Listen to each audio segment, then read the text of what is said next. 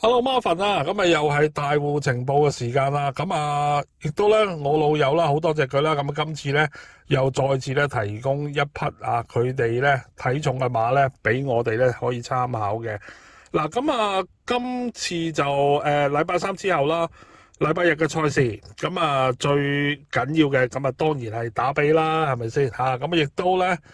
打比之前好多新聞啦嚇，包括原本潘頓冇馬騎嘅麥道朗咧，咁會過嚟啦騎啦，咁點不知咧因為機位嘅問題，咁麥道朗咧就唔理啦嚇，咁潘頓咧就冷手執個熱煎堆，咁相反啦嚇，潘頓原本過澳洲騎嘅，咁亦都唔成行，咁佢今次兩兄弟大家咧互換坐騎啦，可以咁講啦嚇。咁究竟會唔會即係有啲咩警棍出嚟咧？咁大家可以拭目以待啦。咁我亦都咧拜託咗我老友啦。咁嚟緊嘅星期日究竟咧打比嗰場，佢哋嗰邊有啲乜嘢即係睇好嘅馬咧？咁都同我講聲，咁可以咧同大家分享嘅。咁所以大家記住咧咁今個星期日嘅賽事之前咧嘅大戶情報啦。咁總之咧大戶情報都好需要咧，亦都希望咧得到大家嘅支持嘅。咁最緊要咧就係咧訂閱呢個頻道啦，撳埋個鐘仔啦，咁有片出即刻咧嚟一睇啦。咁同埋咧睇完之後咧俾個 like 留言同埋分享埋俾你嘅朋友咁對於我或者係呢個頻道嚟講咧就係最好嘅支持啦。嗱，今次咧收風翻嚟嘅馬咧就係第六場4班嘅1800米。嗱，我老友嗰邊啦就俾咗呢隻馬我嘅咁佢話啦呢次咧一班大戶咧都睇得幾重嘅，咁就係咧6號嘅愛心波。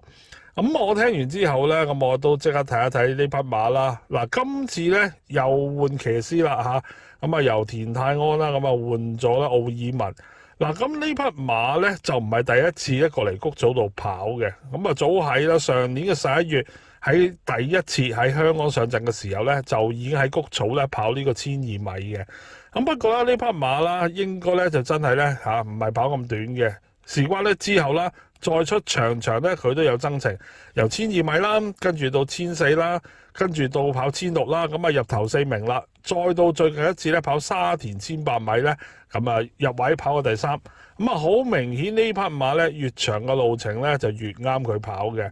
咁今次啦嚟呢個谷草嘅1800米，咁我見馬房咧都對呢匹馬咧都有所準備嘅。嗱，同上兩次跑得好嘅時間一樣啦，先安排咧行跑步機，跟住咧慢度快操啦。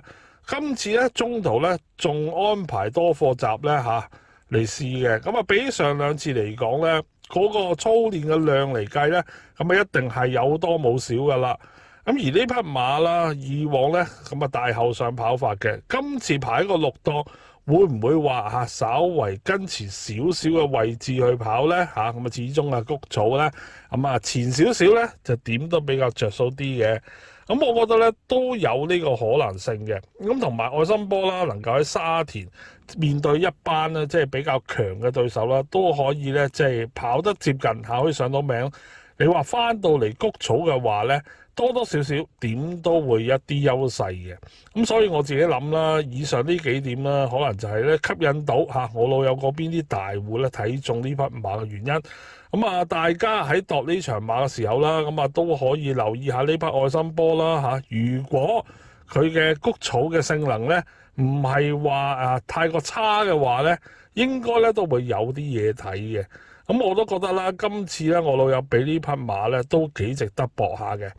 嗱，咁今次嘅大戶情報啦，就係第6場4班1800米6號嘅愛心波，咁希望幫到大家啦，亦都預祝大家咧星期3嘅賽事贏多啲，同埋咧記住啦禮拜日嘅賽事之前咧，咁會有啦另一個嘅大戶情報就係有關咧今次嘅打比嘅咁所以大家咧到時記住留意啦。